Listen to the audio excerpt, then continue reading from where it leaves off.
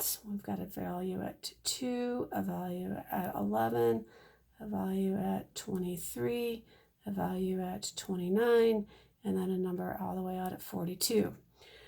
Remember, it's the middle 3 dots that make your box. And then we put in our whiskers. And now we need to label this. This is number of nurses. And we're going to say turnover rate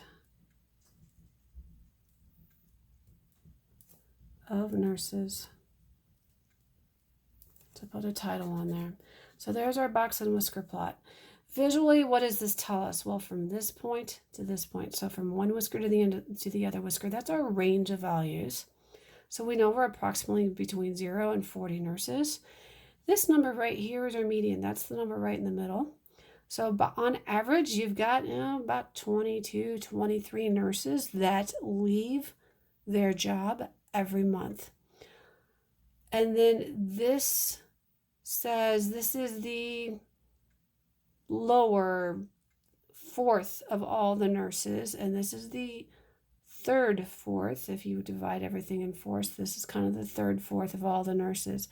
There's more detail we can get into, but pictorially, this is kind of what all that says. This is the median. This is the middle number of nurses, about 23 nurses a month, among a range of 0 to 40 nurses per month that leave their job.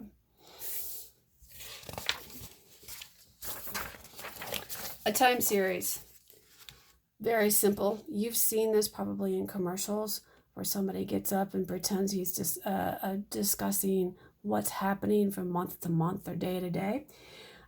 So we've got miles run in 30 minutes.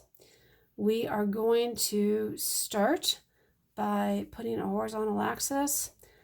Horizontal axis usually represents time, and we've got days 1 through 10. 1, 2, 3, 4, 5, 6, 7, 8, 9, 10. So I need to label these.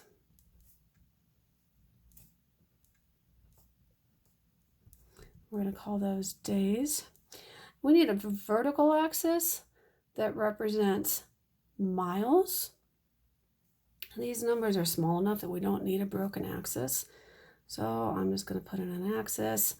And I'm going to decide to go by half-mile increments. So 0.5, 1, 1.5, 2, 2.5.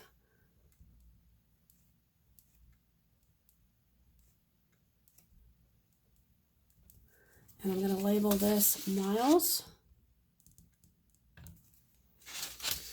And now we go through and we put a dot. So on day 1, the person ran 1.5 miles.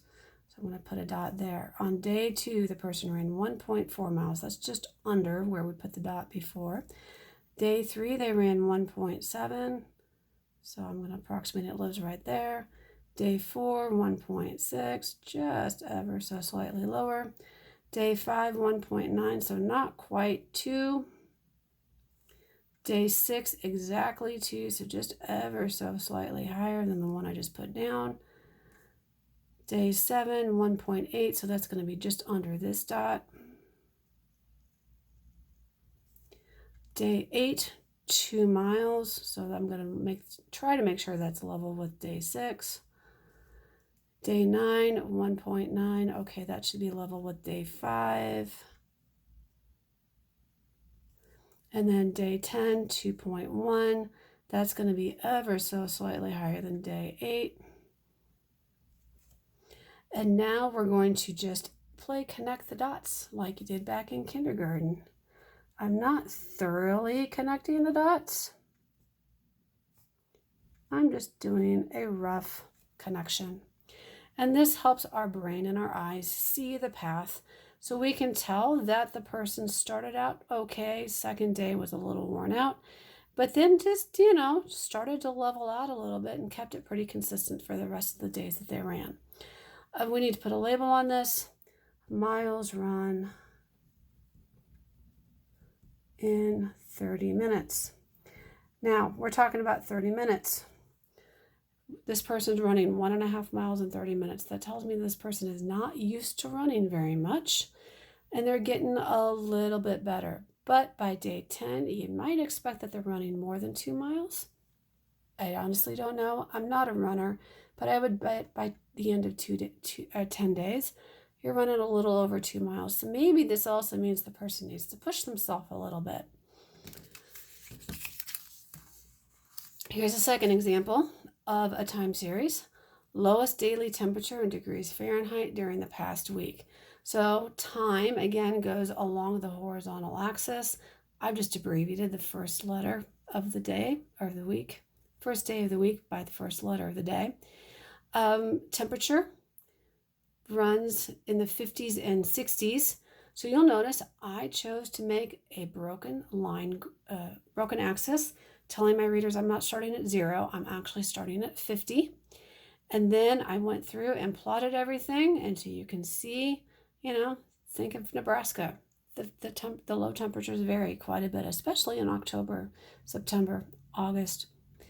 And then put a title across the top, lowest daily temperature, weekday, Monday to Sunday, and this is temperatures in degrees Fahrenheit.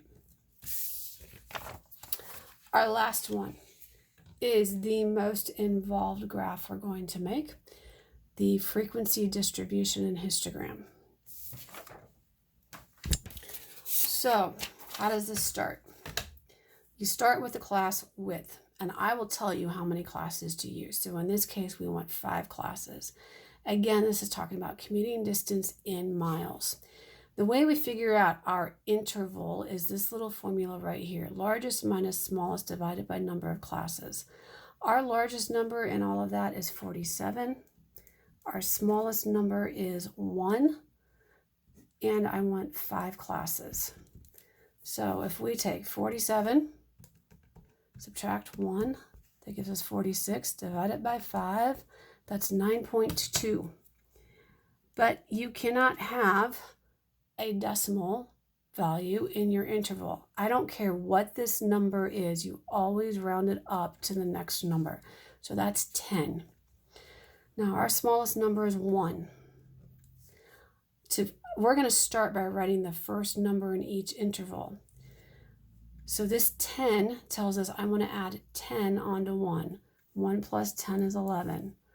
11 plus 10 is 21. 21 plus 10 is 31. 31 plus 10 is 41. So again, each of these numbers is a difference of 10. Now to complete the interval, our first interval starts at 1. Our second interval starts at 11. So that means this first interval has to end at the number 10. This one's going to end at 20, 30, 40, and following that pattern, this one's going to end at 50. Now tally means I literally go through and I tally up. 13 falls in that interval. 47 falls in this interval. 10 falls up in the first interval. I've taken the time and done some tallying already. And then this next column is going to be frequency. So there are actually 11 numbers in this group. There are 13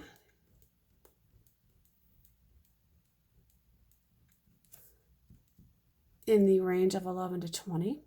There are 3 numbers that end up being in 21 to 30. There are no numbers between 31 and 40. And there are 3 numbers in the 41 to 50 range. Relative frequency, well, think percentages that we looked at with circle graphs earlier. We're going to take 11 and divide that by 30, and that gives us 37%.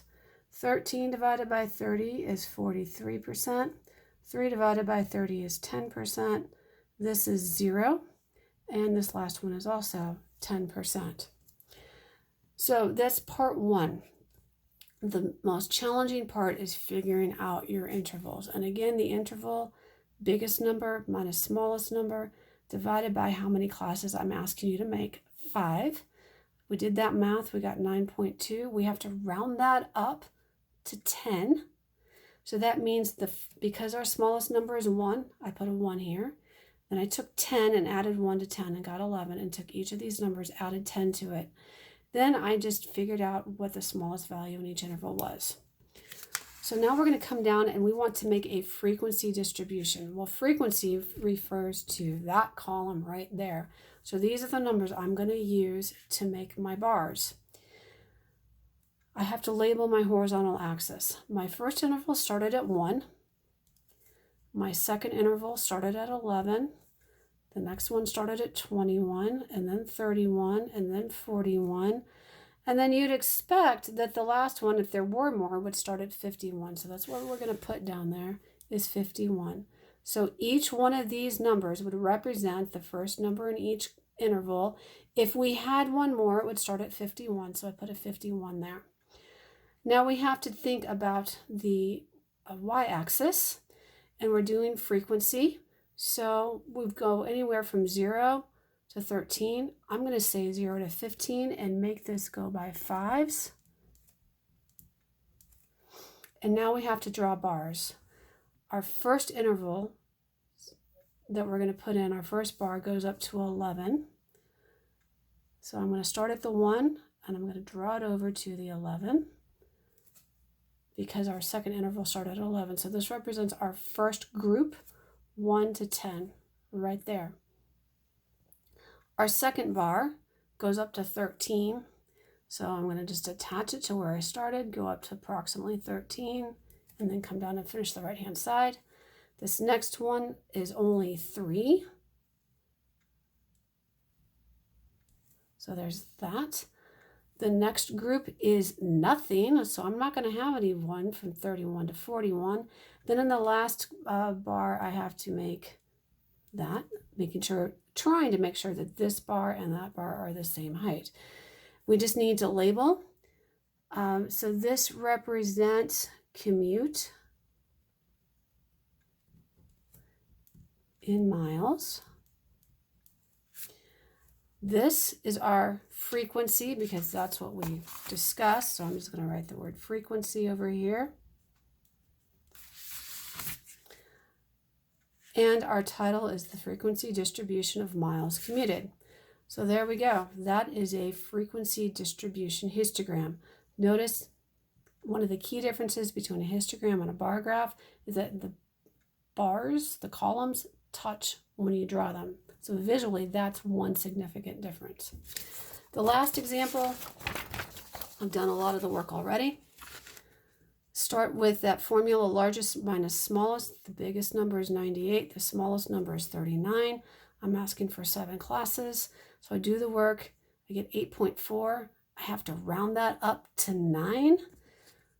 And the very first number, or the very smallest number, is 39. So that's where I'm going to start my first interval, is at 39.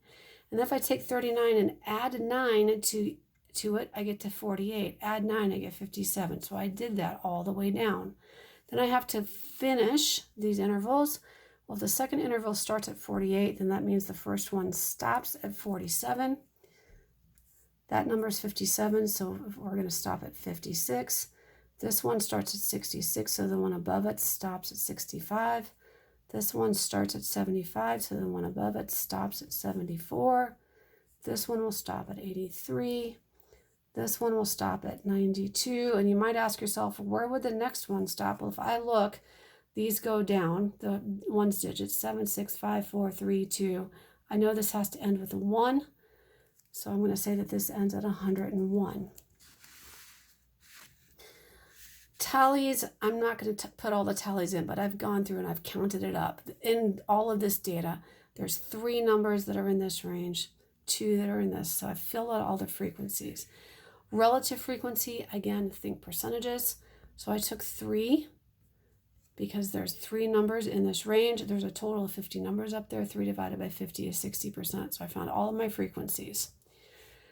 We're asked to make a relative frequency distribution. So that means I want to look at that column when I make my table or my histogram. So I have my vertical axis started already. My percentages, the highest percentage is 26%. So I made sure that my percentages went up to 30. And again, I divided my intervals by 5. Down here, I have to mark my test scores. First interval started at 39.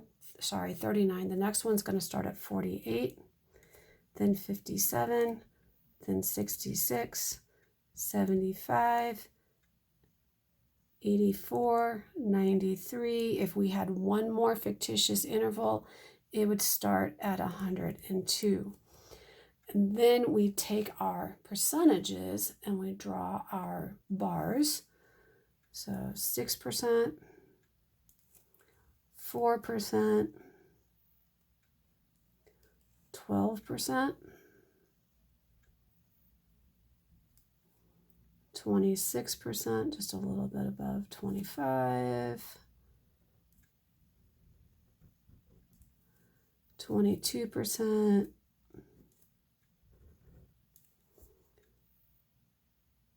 20%,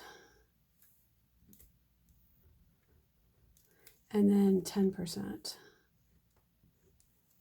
Okay, you'll notice my graph got a little wonky. Hopefully yours is going to look a little bit nicer. And there we go. I've got everything labeled. This represents test scores. This represents the relative frequency, which is a percentage. I've got a title. So there's all the graphs that I would ask you to make for your assignment and are available for tests and quizzes.